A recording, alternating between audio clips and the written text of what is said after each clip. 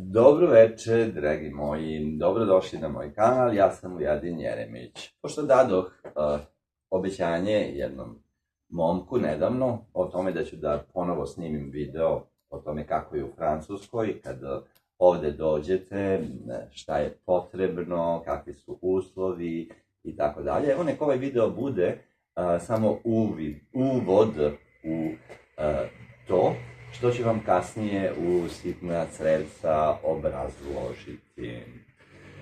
Elem, prva rečenica, pošto svi vi verovatno poznajete nekog ko je u inostranstvu, Nemačka, Austrija i tako dalje, ono što želim na početku da vam kažem i zapamtite ovu rečenicu, Francuska nije Nemačka. Dakle, ne bojte se nekakve preuređenosti. Ovde, naravno, ovo je uređena država što se tiče zakona, sistema i tako dalje, ali nemojte nikako da mislite, ako ste čuli, najviše nas vada ima u Nemačkoj, mislim da ako ste čuli priče o Nemačkoj i kako je tamo našim ljudima, ne upoređujte to sa Francuskom. Nebo i zemlja, Francuska i Nemačka. Kako to ovde mi, gastarbajteri, umemo često da kažemo, Francuska sve više počinje da liči na našu zemlju, na naš sveukupni Balkan tamo. I neku u ovom uvodu jedna rečenica bude koja se isto često ovde ponavlja, ovde se sve može i ništa ne može.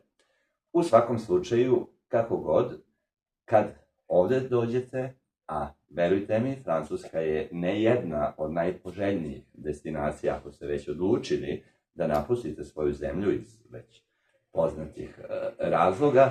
Dakle, ja ne vidim zemlju u Evropi koja je bolja za nas, za naš mentalitet, za to da se osjećamo maltene kao kod kuće. Ne vidim ni jednu bolju zemlju od Francuske. Što se tiče toga da imate slobodu, da niste u strahu da će vas tu sad iza ćoška ne znam, neko startovati, proterati i tako dalje. Naravno, i to se dešava kao i svud, ali mnogo su male šanse da to ovde doživite.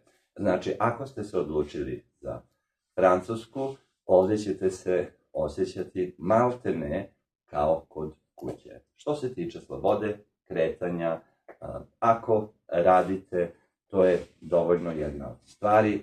Vi privređujete njihovoj zemlji, oni su toga svesni, nećete biti deportovani, to se češće dešava u Nemačkoj. Imam primer kuma koji je, ne znam, da li je skrpio mesec dana tamo, startovan keramikom se bavio, startovan i deportovan. Ovde takve priče nećete čuti. Dakle, uvod nek bude da ako ste se odlučili za Francusku, odlučili ste se da napustite svoju zemlju iz već vama poznatih razloga, niste mogli izabrati bolju destinaciju.